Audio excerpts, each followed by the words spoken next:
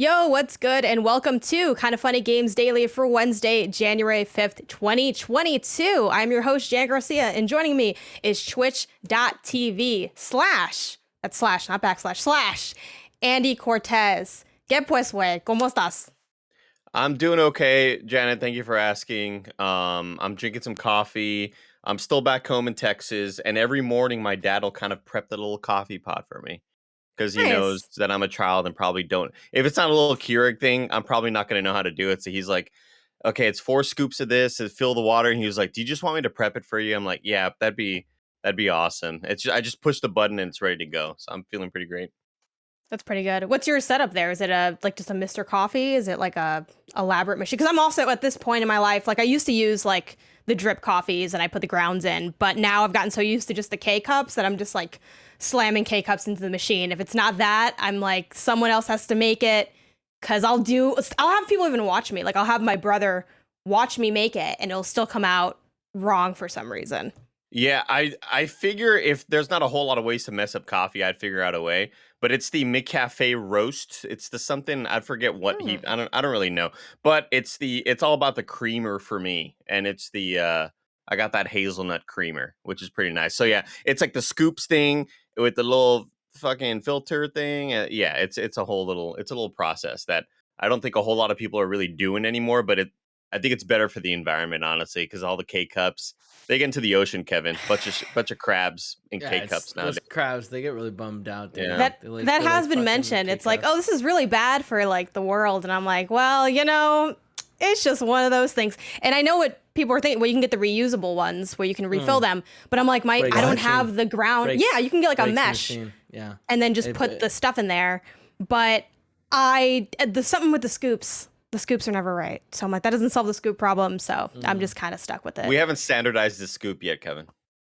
Mm. We may have. I don't know. I just said Yeah, we something. probably I'm just lying at this point. Yeah. measurements I and believed stuff. it. You know how it sounded goes. believable to me.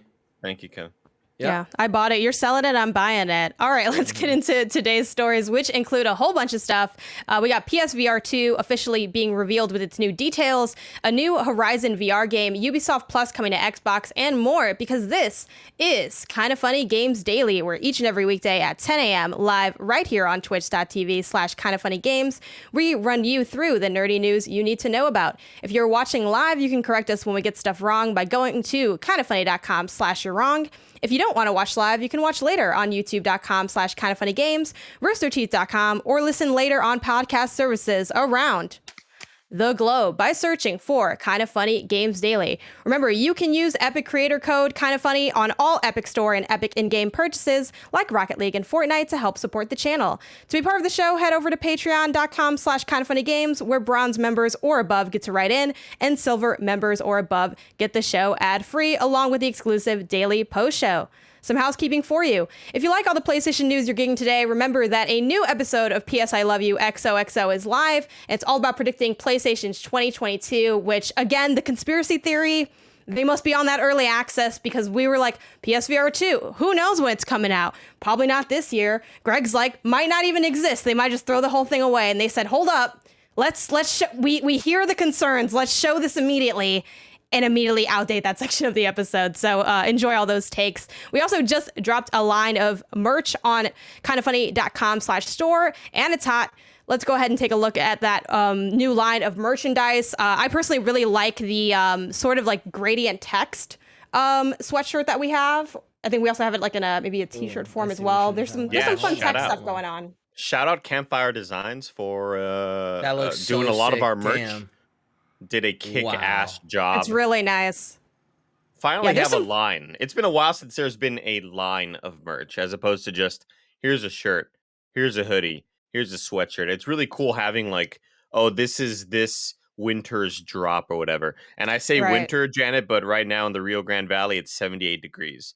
That's awful. And it's going to be about 86 later, Kevin. So, I love Jesus this shirt. Christ. I love this Do shirt. you know I hope it sells high on the East Coast. Do you know how long you're trapped where you are, Andy? Oh, I leave back tomorrow. I leave back tomorrow. Okay. All right. So it's the final hurrah. But yeah, awesome line of stuff. Go ahead and check it out.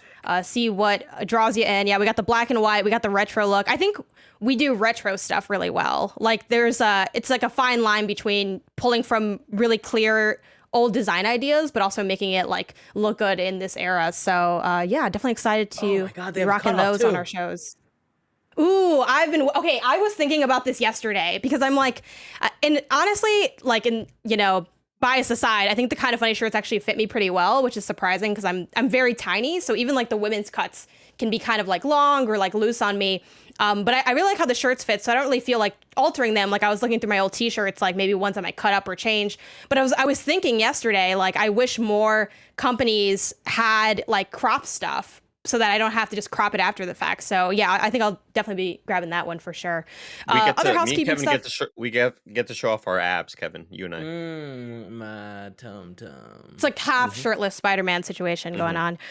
This Friday, we're going to be live all day on twitch.tv/KindaFunnyGames to celebrate 7 years of KindaFunny. Tune in for Mario Party shenanigans and pure chaos right after KFGD this Friday. Thank you to our Patreon producers, James Davis at James Davis Makes, Blackjack, and Pranksy. Today we're brought to you by Upstart, Raycon, and ExpressVPN, but we'll tell you about that later. For now, let's begin what is and forever will be the Roper Report. It's time for some news. We have 5 stories today. A baker's dozen.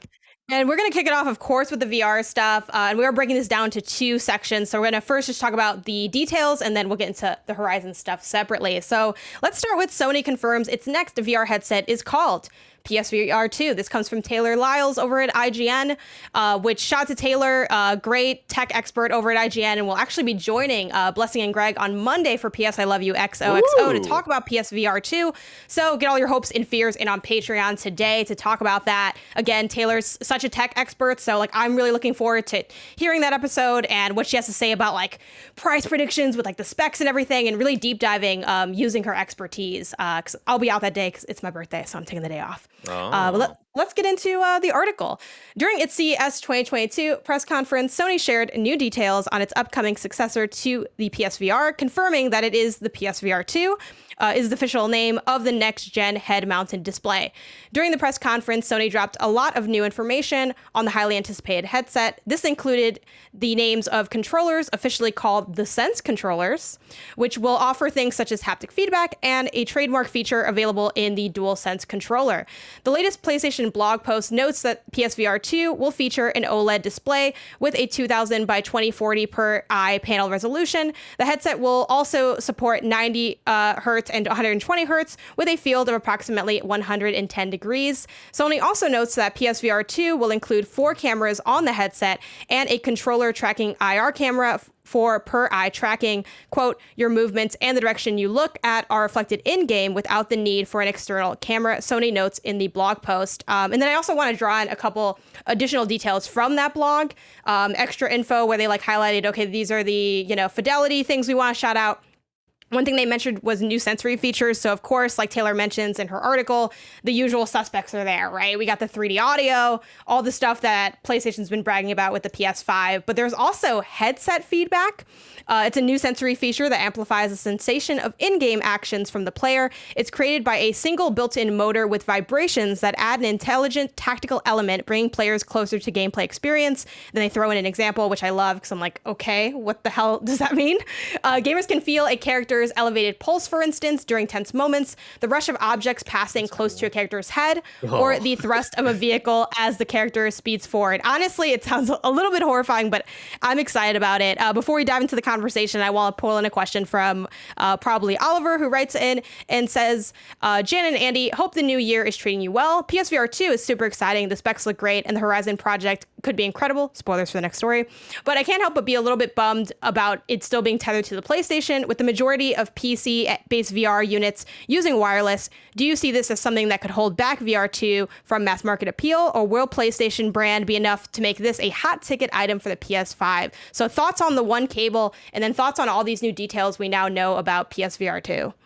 Well, first off, they did not skimp back on the specifications. I'm pretty impressed by everything that they're offering. Usually when you're getting a new piece of hardware, especially when it's something coming from Sony that you sort of expect to be lower than what the mass market is getting with whatever Oculus is offering or HTC Vive.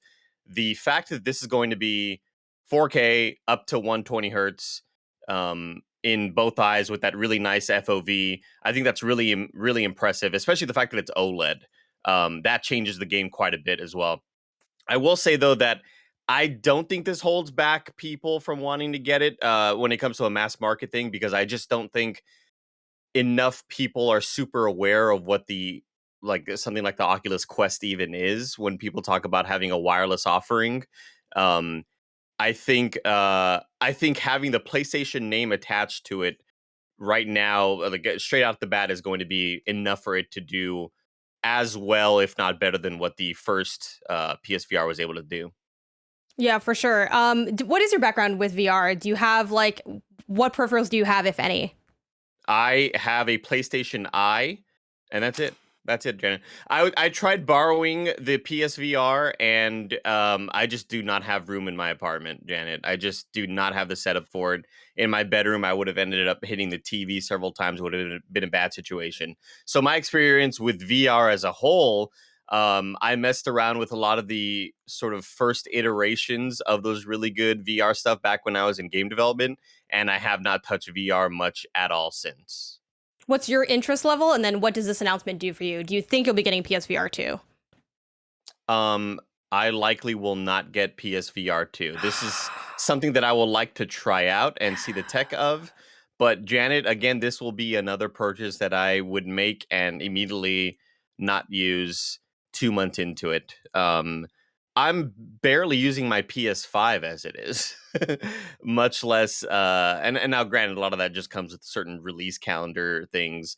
But no, I likely will not be getting it. This is something that I will try the tech out of, maybe at, if I ever went to Tim's place or Kevin's place or something like that. But I will likely not get it. How about you? You sound pretty heartbroken by my decision, Janet. Are you getting it? Yeah, well, I'm heartbroken because I think you bring up a good point, right? Like, maybe it's not that much of an appeal point. Maybe you look at the catalog and what's going on. You're like, and I've made those decisions too with I think the Analog Pocket was my most recent, and the Steam Deck to a degree, where I'm like, look, I have so many things that I don't use. I don't need another expensive thing that I'm going to barely use. I should, it's kind of, I had to we have food at home myself, but with games, yeah. We have tech at home.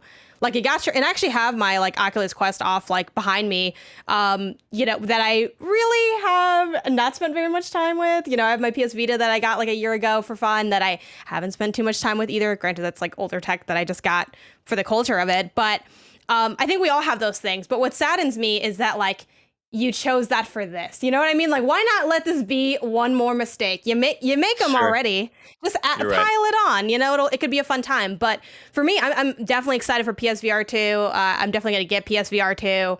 I am lightly nervous about what that price point's going to look like. But I had PSVR, the first iteration, and I liked the idea of it. I liked a lot. I had some good experiences with it, and that was probably my personal entry point into VR.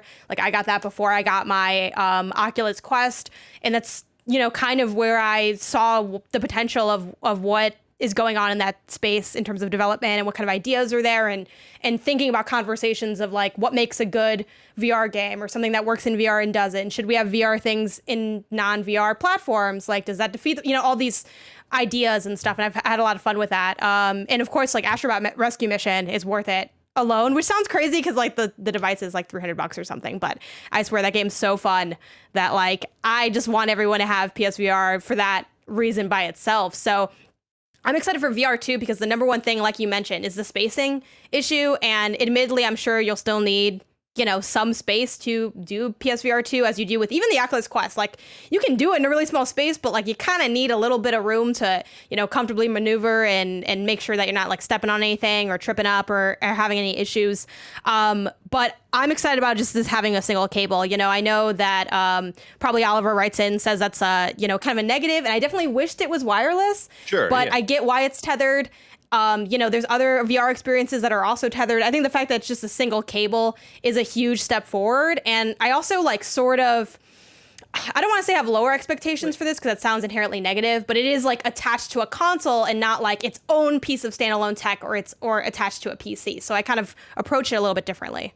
I also wonder what sort of things that they could have changed in order to make it wireless, and whether the fact that it's wireless is so dependent on the high tech that we're getting inside of it with OLED, with all the haptics. Does that at all change any sort of latency if they were to try to go wireless, and does that sort of ruin the experience? Can you have gone with the 4K displays and 120 hertz? I think a lot of those things are something to think about. If you do want to go for something wireless, what are you taking away specification wise? What were you going to say, Kev? I was just gonna say, didn't the first one also just have one wire? No, It still had its like brick thing. It had a bunch of it had a brick. Sorry, okay, but like one wire going in my head, right? I think you might technically be right, but I think the way that it splits off and you have to have like cable 1, cable 2, like those elements, and it kind of goes into like the brain of the VR, and then you take that box and then connect it to, I think, just the TV, or maybe and I think the other thing too is the complexity of the setup, regardless of like how much is actually hanging from the VR headset itself. Because yes, it is like a singular cable. It's not like you're, strung up like a bunch of strings. Like you're in that, God, what was that? Was that NSYNC's music video? No strings attached? It's not like that. You're not a marionette doll, right? It's not that intensive, but I think the problem of it was the setup, is the real thing that like, it wasn't so much when I, got down to play, like I feel like I'm tripping over cables. It was, all right, I'm either having this plugged in at all times or I'm never playing this console again. I think to this day, it's the only one where if you unplugged everything right now and told me like, hey, $100 on your first attempt, you need to plug this in right, I'd lose. I wouldn't even try. I'm like, we're wasting time. I cannot I cannot do that without. No, I find it so difficult. No, well, like all the wires I thought was really fun that it was all labeled. So like the USB on labeled. It had a 1, and then the where you plug it in has a little 1. I like Kevin's idea of fun. I thought it was really fun that they were labeled. Well, so like specifically, and like I say that because the cable that connected your head to the actual little box had like an HDMI cable and then a weird cable on the other side that looked kind of like a reverse HDMI cable, and it had the little square and triangles and circle and cross on the other side. So I remember whenever I put it together, I'm always like, oh, look, it's so easy to match. Yeah, it's cute. I still, even if I did get all that, because you're right, it is labeled, which helps. But I feel like then something weird would go wrong. The camera would be upside down or something like that. Like I'd lose points on one of the elements. Before we move on to talk about the new Horizon game, Andy, is there anything that would get you to get PSVR 2? So you're like, I'm not interested now. Maybe I'll try it out one day. What would get you to buy it? I think based on whatever this Horizon Call of the Mountain is going to be, I think if we're going to get the PlayStation equivalent version of like a Half-Life Alyx, because I Half-Life Alyx is like, obviously one of the more polished VR experiences, but also one of the toughest games to even try because of what it's dependent on hardware wise. I think if we were to get something substantial like that in a VR experience, as opposed to these small activities, right? More gimmicky type things. I know that VR has definitely moved past a lot of those things, but I want to see those really big experiences. And also I think price point is super important. I think 300, maybe 250. That's what I'm hoping for. Like 250 is like the really hot spot, but I think with all of the hardware inside of it, maybe they take a loss on it, and at the beginning, maybe they are willing to take a loss on something like this, but I don't know. I'm really worried about what exactly the price point is going to be. Yeah, I feel like if we're making predictions, I think 400 at worst. Actually, 450 would be the worst case scenario. There's no way they're making it 5 or higher because that is the price of the console. So I feel like that'd be really egregious. I think 4 is the realistic worst case scenario. Not that it's like totally unreasonable, but 3, I would sign up for 3 right now. I don't really see a world where it's under 3. I think that'd be that's crazy, wild. Yeah. But I will say that one thing that PSVR, just as a concept, kind of has working against it right now in the space, is when it first came out, it was sort of, the affordable entry point. And I think now that the price of Quest has like really gone down over like time and like what it kind of offers, and then it's also like sort of a standalone situation, while like this one you still need like the PS5 with it. So the price point is inherently like, now we're back in the, if back in the day when you only had the option to have like the VR headset and a high-end PC, that's sort of the biggest negative, where it's no longer really that, unless like, well, if you don't have a PC, but also you didn't want the Quest, but also these other things. So I do think that it has that going against it. But I think its biggest asset probably is just the fact that it's PlayStation, and the fact that there's the idea of exclusives coming to it that are from IP that we care about. I think that makes it more digestible in terms of it being PlayStation and it being something that is recognizable. However, I do want to kind of immediately backtrack on something I said at the beginning of the conversation, where I said I don't think a whole lot of the general public is even aware of what VR can necessarily do in terms of like, all the other VRs are wireless. Why does this have to be wired? Because I don't know if you watch a whole lot of cable TV, Janet, but since I've been back home at my parents' house and watching a lot of cable TV, especially a lot of football, and even on Christmas Day, a lot of basketball games that were on, they are pushing this fucking Oculus really hard. Like Mhm. the Oculus Meta or whatever they're calling it, because it's no longer Oculus, it's the Meta Quest is what they were calling it. But Right. these commercials are playing nonstop. And I go to my friend's house and he got his son one. And he's like, "Oh yeah, my son got that we got him the little wireless like VR thing." And that does start to make me wonder, are we sort of seeing a turn for what the general public even thinks of, with how hard you open up your news on your app or on your PC or whatever, and the first thing you're hit with, there's always an article about the metaverse in VR. I think the marketing over these past couple of weeks have definitely kind of gotten it into the public's consciousness a little bit more. But the PlayStation name, I still think, really means something to a lot of people.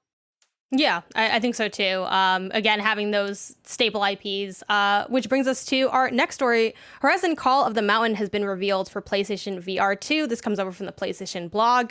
With only a few more weeks to go until Horizon Forbidden West, launching February 18th, 2022, we're thrilled to reveal that we'll soon be journeying back out into the wilds in a brand new adventure with Horizon Call of the Mountain. Created for PlayStation VR2, this unique experience has been designed to push hardware, technology, innovation, and gameplay. The stunning visuals and brand new PSVR2 Sense controllers give a new meaning to being fully immersed into the world of Horizon. We don't want to reveal too much yet, but this story will be told through the eyes of an entirely new character. You will also meet Aloy, other familiar faces, and new characters along the way. Exactly. And so we're not Aloy confirmed. And we'll be introducing you to the protagonist of Horizon Call of the Mountain soon, which I think is a little bit funny because it's the first person. I'm like, that's me. Like, I'm the protagonist. Yeah. We play as ourselves, but I get what they mean.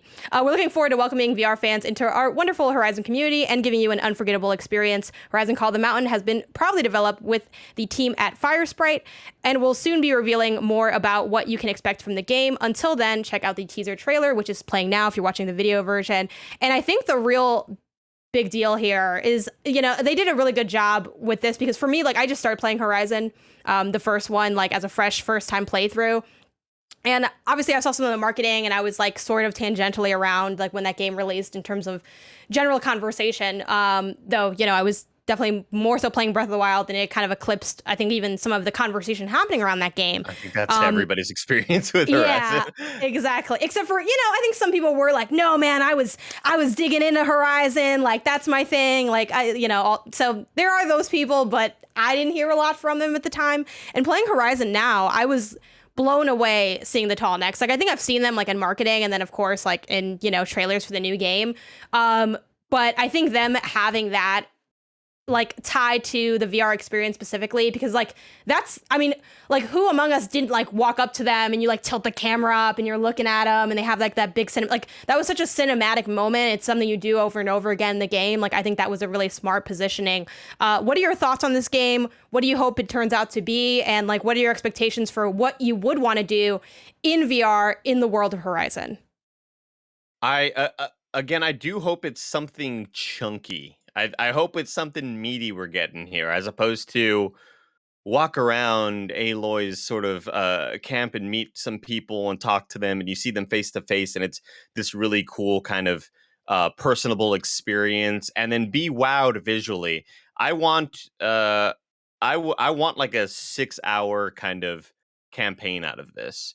Um, I'm still kind of worried when it comes to movement in VR, and I know that a lot of people feel that Half-Life Alyx nailed a lot of that, and in terms of kind of iterating on what past games have tried to do with movement, with like this sort of point and click style of movement, which I certainly became more fond of after just getting really motion sick with a lot of games, trying to use the analog sticks while looking around and just not Mhm. feeling that one to one. Why am I not feeling movement but seeing movement? And that sort of throws you off. But I do think that just based on what a lot of people said about Half-Life Alyx, that it's sort of nailed what the movement needs to feel like. This needs to be a chunky campaign like experience for me, that when it comes out, people say, holy shit, you need to check this game out. And whether that comes to really cool story moments or action sequences, I feel like everybody always talks about the oh gosh, what's that one PSVR experience, Astrobot? the sort of heist one. Well, the Astrobot is Oh, the all another heist one. one. Is it called the heist? You're in a car. Superhot? No, You're in no. no, you're in a car. You like get a pistol out of the glove compartment. You're shooting people out the like. We Yeah, need it a was the lot of heist, right?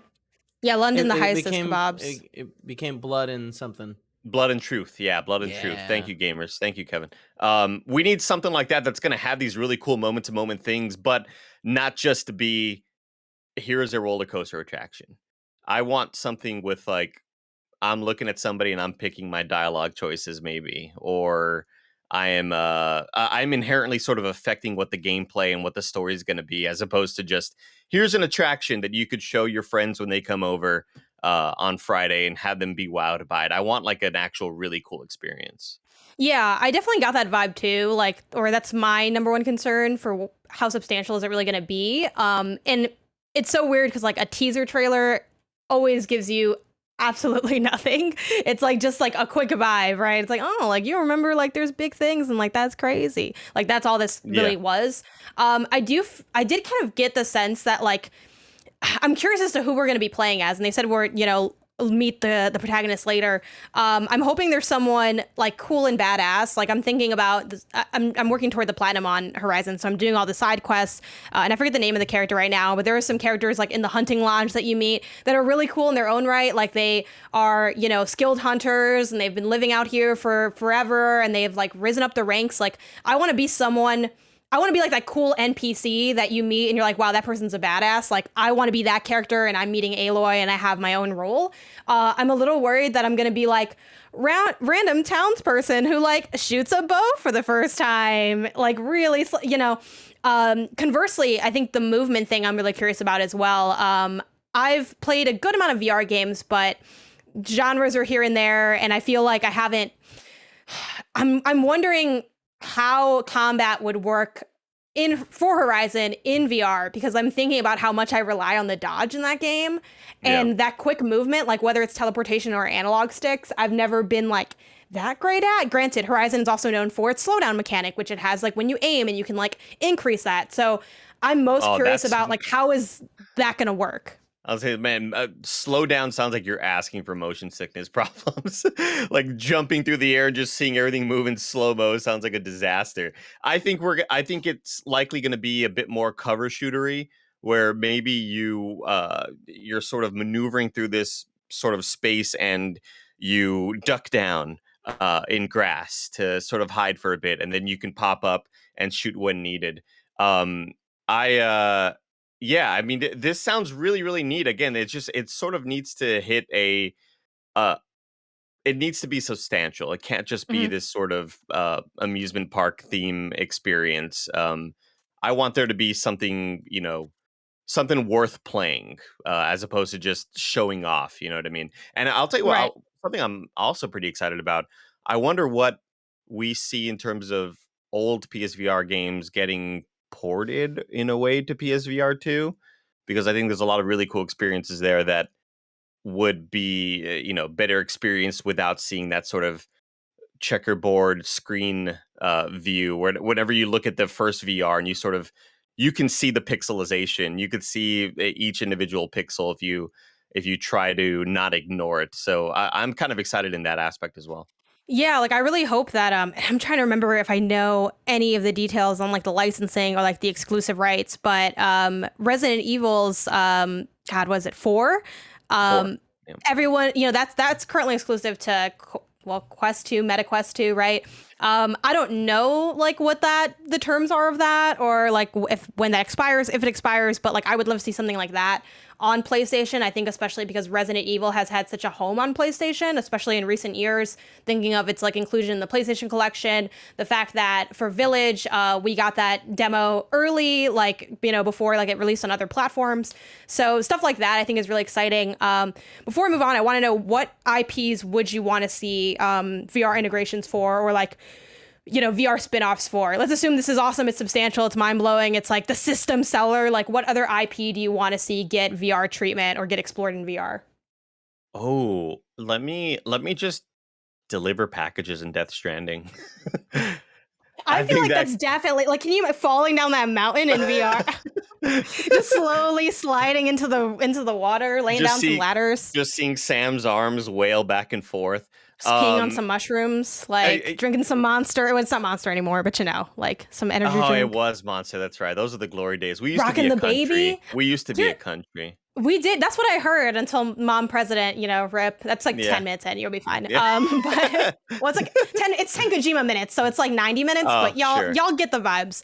Yeah, I think that'd be interesting. I don't know if they could do that without making you ill, but I'd like to see them try. I'm mainly just thinking of it more from the standpoint of what's going to be really neat visually, and would I like to see a flying weird whale monster? Sure, I think that'd be pretty neat. I don't know. I love the idea of exploring spaces in VR.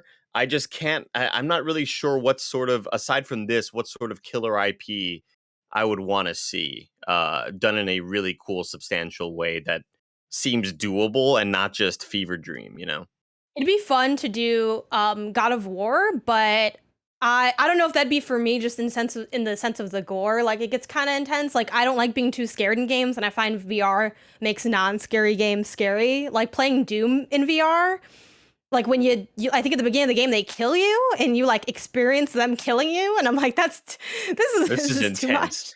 Ratchet and Clank as a shooter would be really cool. I think there'd be a lot of really neat things to do with just weapon variety and different things you can do in terms of having all the different sort of ammunition types and seeing all sorts of different things happen to enemies whenever you shoot them and you group them and you shoot that big ass grenade and that explodes them. That could be pretty neat. Although I wonder how the slowdown would be whenever you're switching weapons and how kind of annoying that would get.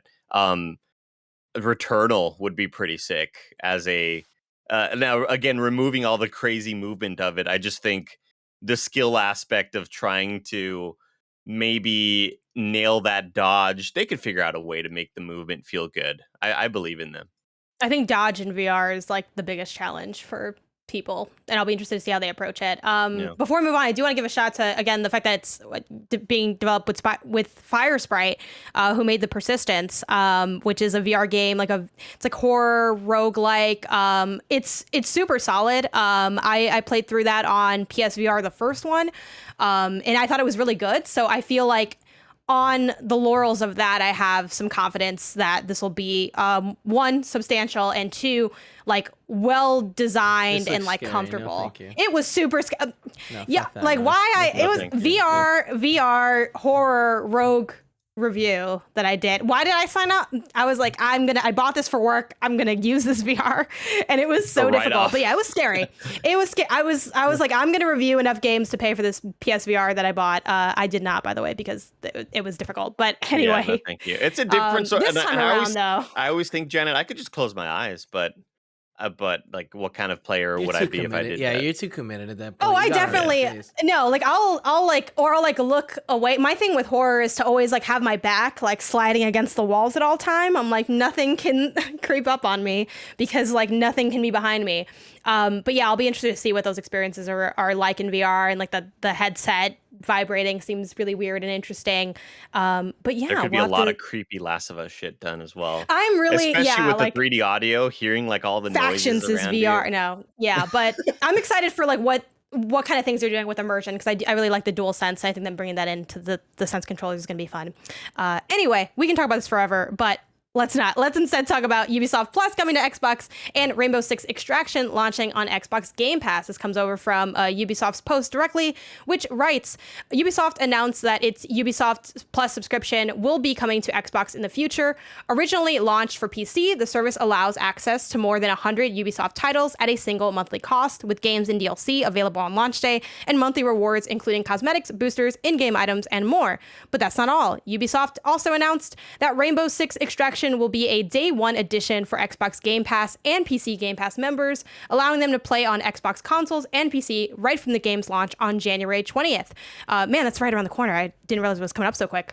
Rainbow Six Siege, already available as part of Xbox Game Pass, will be available to Xbox Game Pass Ultimate and PC Game Pass members the same day, giving PC players a chance to squad up for even more Rainbow Six action with their friends. Rainbow Six Extraction is a cooperative PvE experience that places players in the shoes of well-known Rainbow Six Siege operators, with up to 3 friends facing off against a mysterious alien menace that threatens life on Earth. With 18 operators to choose from and a variety of unique gadgets and weapons at their disposal, players will need to communicate and think tactically to take on their otherworldly adversaries and safely extract their captured teammates. Current hype levels for Rainbow Six Extraction and this being on Game Pass, as well as the Ubisoft Plus being on Xbox. What are your feelings on that? I'm super excited about Extraction. I loved every trailer that we saw of it having that sort of tactical element. Again, we say it at least I say it a million times, Janet. Will Extraction likely be a game that I play for a week and put down and not touch again until maybe a big DLC happens? Most likely. But right next to the PSVR 2. Exactly. But I think a lot of that is just how I sort of digest video games, because I don't think that lessens what the game is. It's just sort of how I consume them. So I'm pretty excited about that. I think that having a different sort of vibe than what Back 4 Blood was, or what any of those really fast, high action games, and having to coordinate a bit more, because I feel like we try to coordinate in games like Back 4 Blood, and then it ends up just like being chaos, and that can be fun in its own way. But I do sort of like this vibe, and it almost reminds me of watching those trailers, playing like Rainbow Six Vegas for the first time, and being and playing co-op with your friend and being like, all right, I'm gonna shoot this guy, then you're gonna shoot that guy. We toss in that. Like, I just sort of love that experience.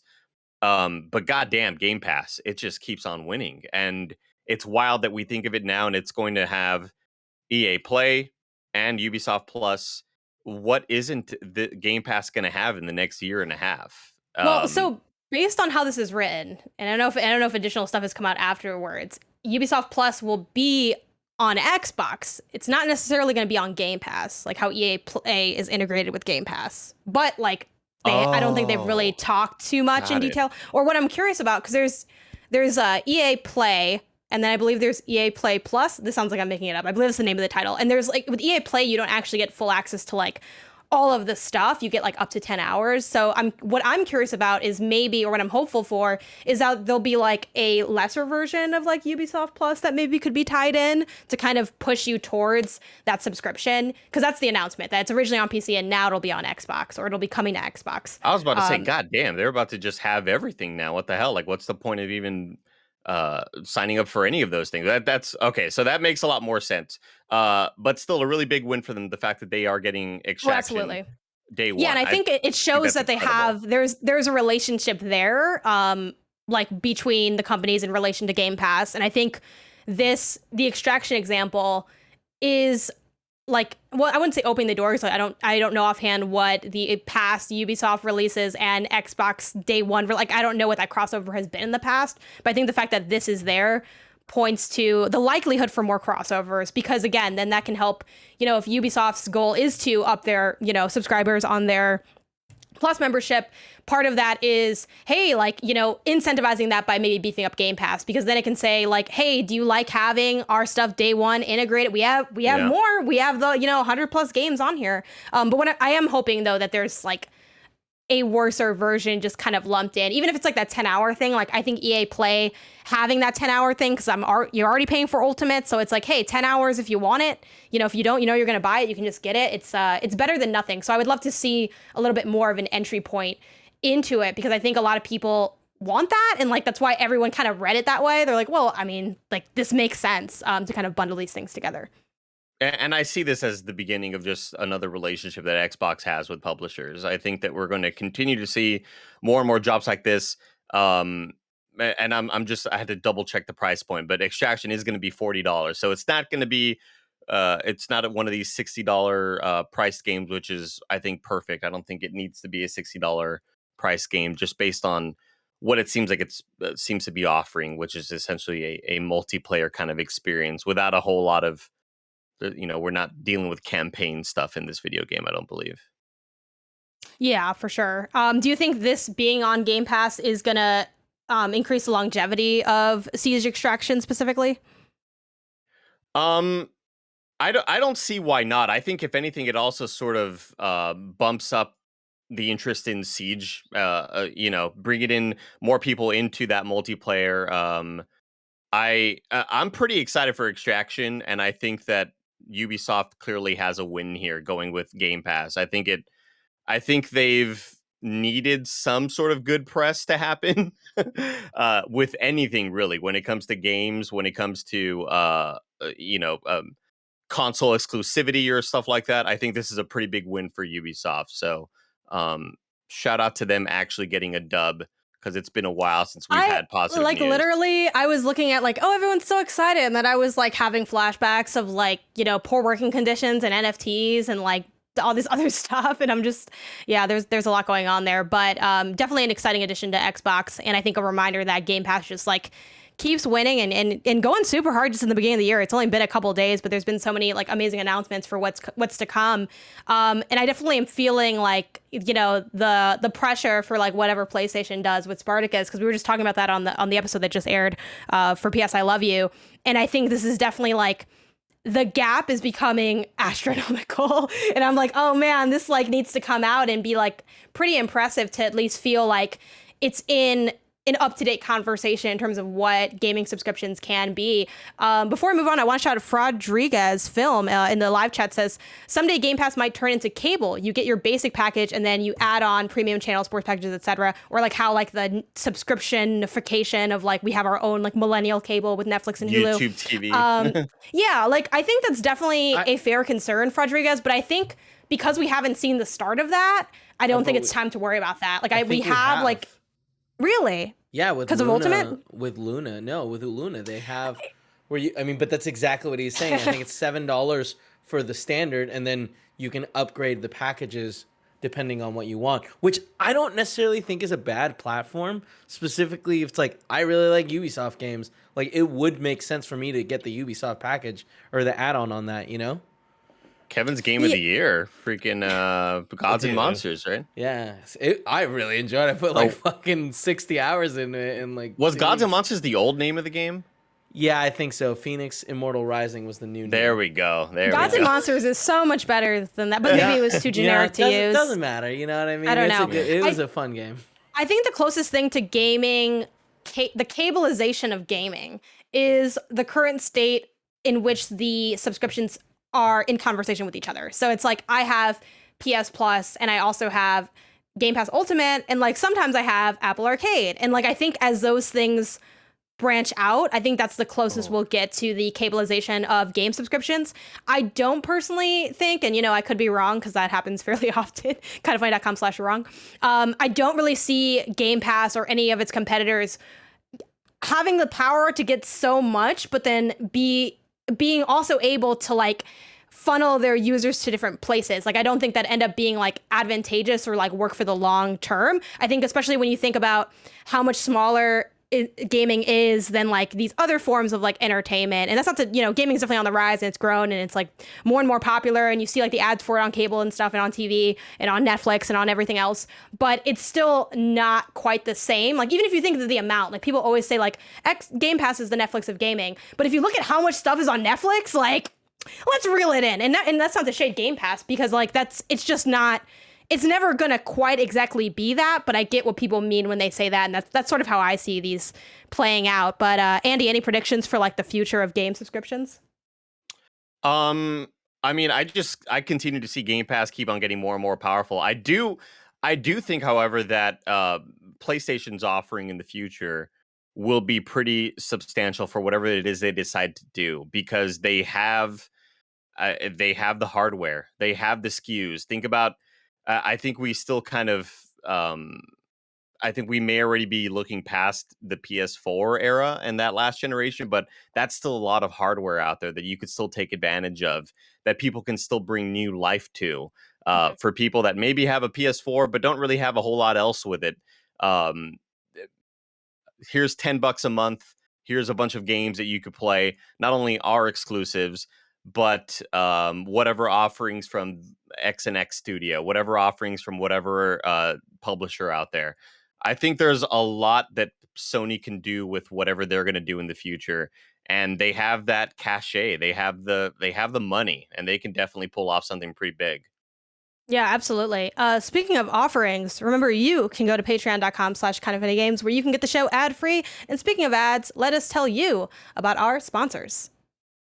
Using the internet without ExpressVPN is like leaving your keys in your car while you run into the gas station. You're probably fine, but it could be a disaster. Every time you connect to an unencrypted network, you're basically giving someone else the keys to your personal data, like your passwords, your financial details, the passwords to your financial life. And it doesn't even take much technical knowledge for someone to hack you, but ExpressVPN creates a secure, encrypted tunnel between your data and the world that'd take a hacker with a supercomputer over 1 billion years to get past. Plus, it's super easy to use. You just open the app and press a single button. I've been using it. KindaFunny's been using it. It's keeping our internet safe. And I love that. I love it so much. I love how easy it is to use, and I love that I just don't even need to worry about it. Secure your online data today by visiting expressvpn.com/kindafunny. That's expressvpn.com/kindafunny. And you can get an extra 3 months for free by going to expressvpn.com/kindafunny.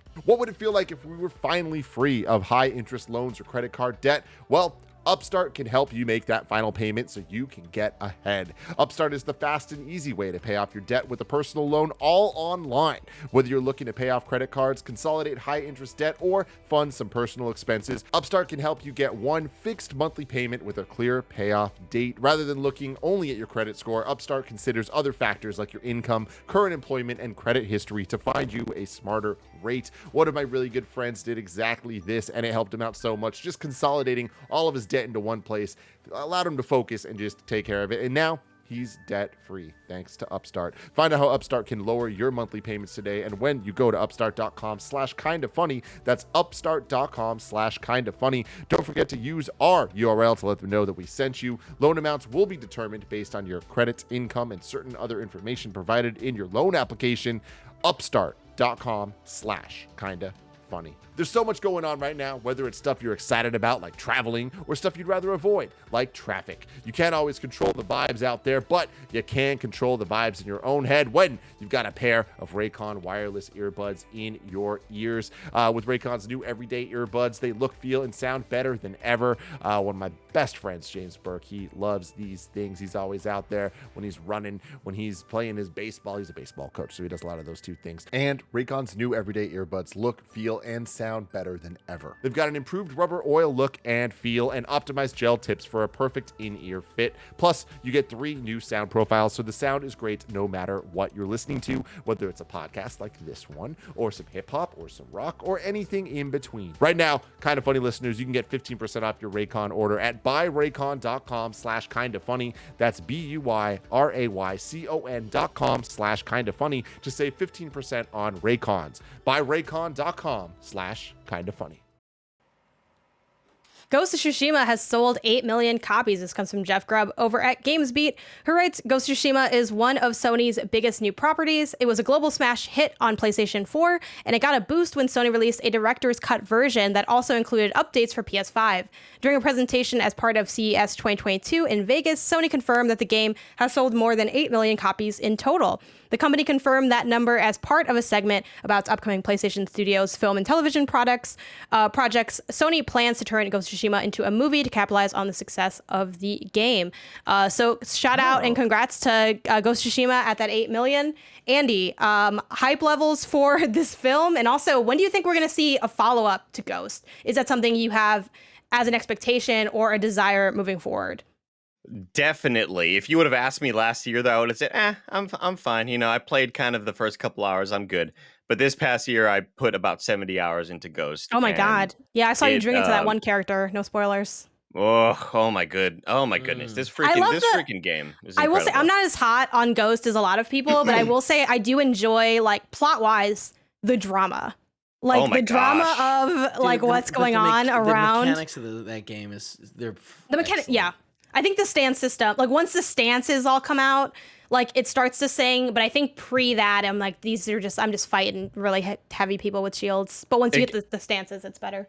I think it got to a point where I think when I knew this game is just pure fun for me is when, much like when I'm playing Spider-Man and I go, I don't really need to take out all those enemy kind of I don't need to take out this group of gangs over here or this group of gangs. I get it. I'm good. But with Ghost of Tsushima, I just kept on wanting to go everywhere and just take out people and find new ways to just dominate. And I had a lot of fun with that game. I'm looking forward to whatever movie they come out with. I know that I believe the main actor who played the ghost, Jin, right? Jin? Yeah, Jin Sakai. Sounds right. Yeah. Jin Sakai. Yeah, he. I believe he's really campaigning to try to get the main character in the movie, which would be fantastic. I'm super excited. I want to see a sequel. I think they absolutely nailed it with this game. Sucker Punch did a fantastic job, and you're right. The drama is what does it for me. I just didn't know the game was going to keep going that hard with cutscenes and character moments. I thought it was going to be really, really front loaded. And I think the game can, if there's anybody out there that maybe put the game down because they got burnt out on it, like I did the first time, I would say just try to mainline as much of it as possible. Just try to golden path it because you will get sucked in by those character moments like I did. And it is a fantastic game. And I think it's number 4 on my Game of the Year list last year, Janet. Number 1 being Dark Souls. Number 2 being Sekiro Shadows Die Twice. My top 5 are all games that didn't come out last year, by the way. So what was 3? Because I'm wondering what's ahead of Ghost. Let's see. 3, I believe, was... I'll have to get back to you, Janet. I'll have to get back to you, but I'll let you know. I'll let you know. Yeah, that's definitely an interesting... Maybe it's the first one that came out in that year. Then of the year, the first of the year. Yeah, I definitely think I would be really surprised if they did not follow this up with more. I think the fact that they have the director's cut to kind of freshen our minds of it and maybe introduce some people who, you know, maybe they just got a PS5, they missed some of the PS4 gems. It re-incentivizes them to go back and finish it or go back and try it out. I also see sort of like I feel like Spider-Man was kind of rolled out in a similar way. Obviously, it's very different histories in terms of franchise. And I think the moment I saw Jin as a Funko Pop, I'm like, this is going to be a staple on PlayStation now. Yep. And we'll see how it goes. I think for me, I'd have to like really reflect on like what things I'd want differently from a new one. Because I wasn't as hot on the first one. I think I just want like a little bit more parsed down and maybe a little bit more diversity in like the structures of some of like the side quests. Like I feel like every side quest was it's ghosts and then they're like it's bandits and they're like it's ghosts and then you're like it's bandits. Yeah, I'm I also not a definitely big don't fan disagree there. Yeah. in any game, and I have this problem with Horizon 2. The detective stuff is always really dry to me, where you use like you're like, what happened? And you're like staring at like a bloody bowl. I'm like, this is never fun in any game. Like y'all don't know how to make this in a way that's interesting.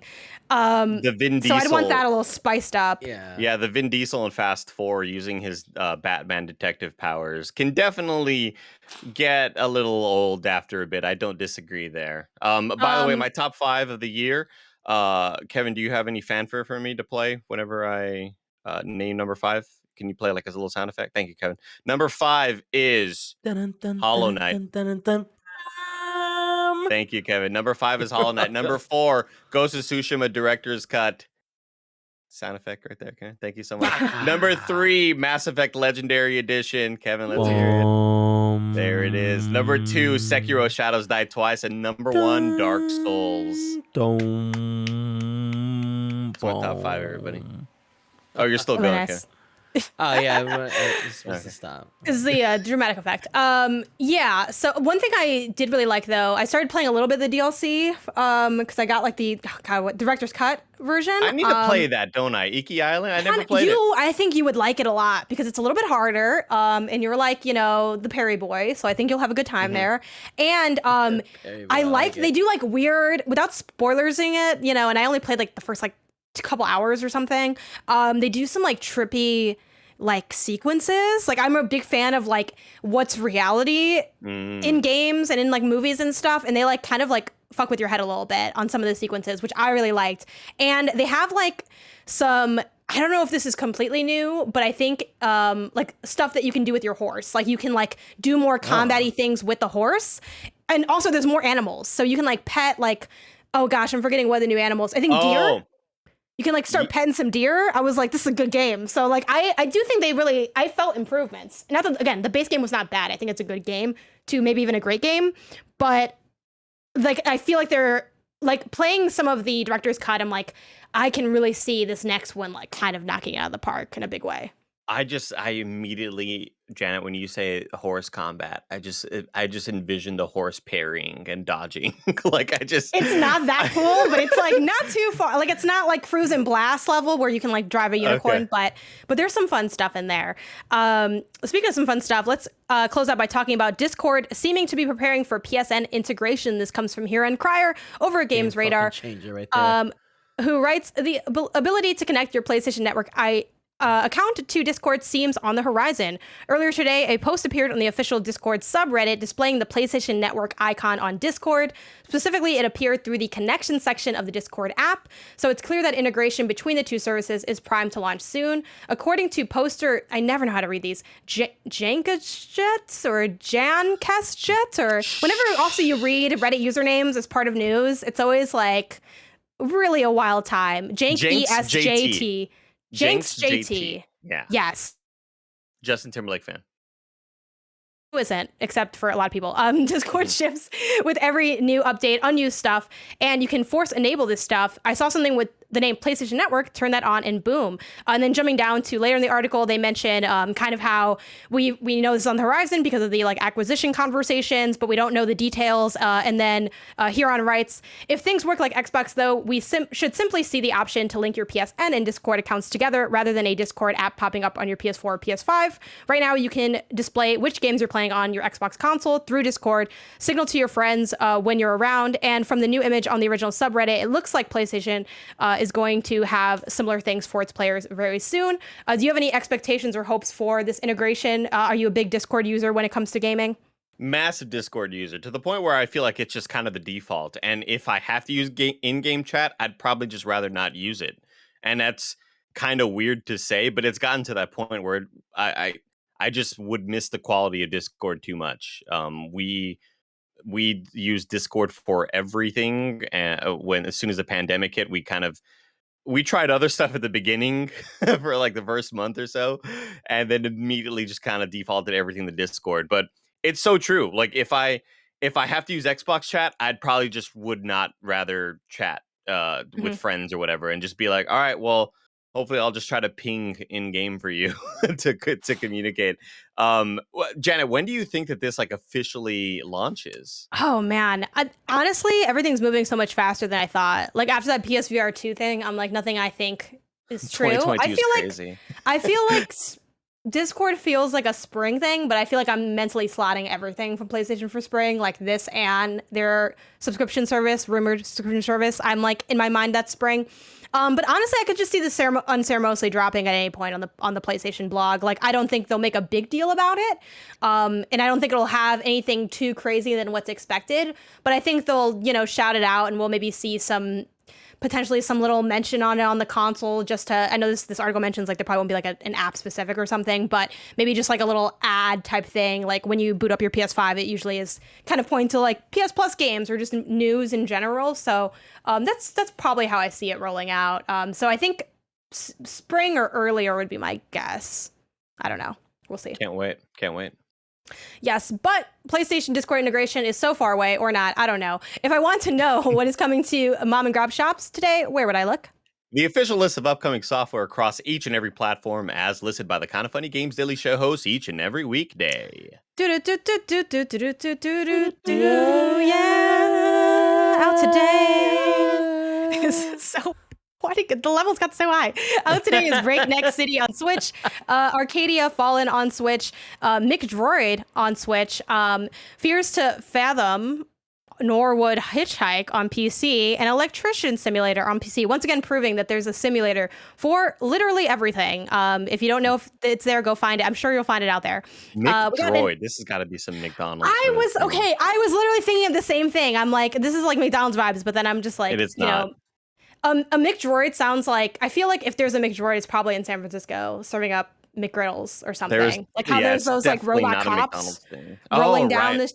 Yeah, and then there's also the coffee robots, which are like my preferred robot to the robot cop that rolls down the street. But anyway, we got some NVIDIA GeForce updates for y'all. Again, we've partnered with NVIDIA to keep you updated on all the latest GeForce RTX additions to your favorite games, like God of War coming to PC with NVIDIA Reflex. At yesterday's CES announcement, NVIDIA shared it's been expanding its Reflex technology into more games. NVIDIA Reflex reduces your PC gaming system's latency. Games with NVIDIA Reflex allow you to be more responsive, hit targets with greater response and precision, and maximize the performance of competitive games. NVIDIA announced they're bringing Reflex technology to the PC version of God of War next week. With NVIDIA Reflex, you'll get tighter dodges and combos and experience the game at a higher level of response. We also have new G-Sync esports monitor tech.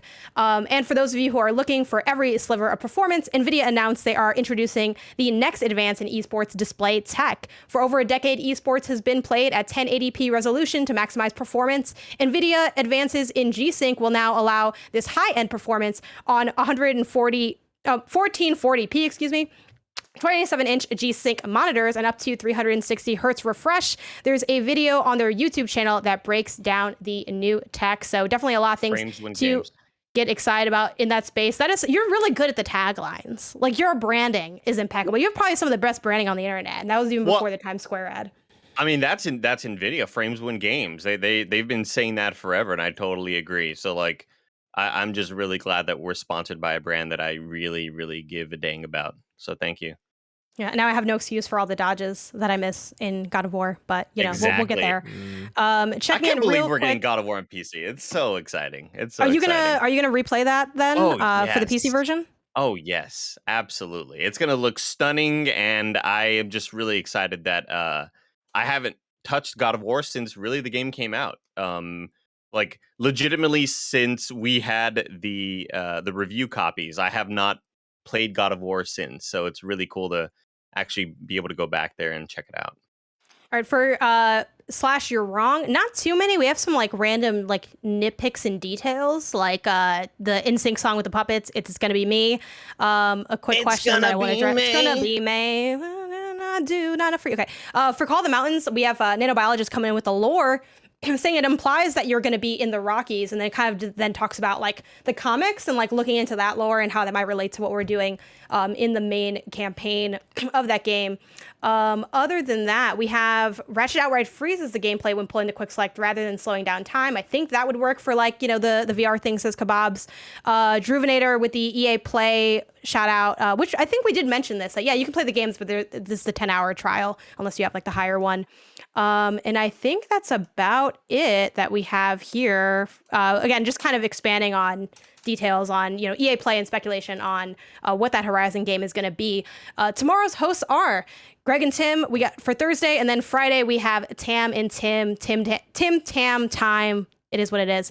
If you're watching live on Twitch, after this, we have Deep Rock Galactic with Mike and Greg. And if you want to catch that stream later, subscribe to youtube.com/KindaFunnyPlays. Remember, this has been Kinda Funny Games Daily. We're each and every weekday live right here on twitch.tv/KindaFunnyGames. We run you through the nerdy news you need to know about. We have a Patreon post show for those who are subbed at the silver level of patreon.com/KindaFunnyGames. So stick around for that. Otherwise, until next time, it's been our pleasure to serve ya.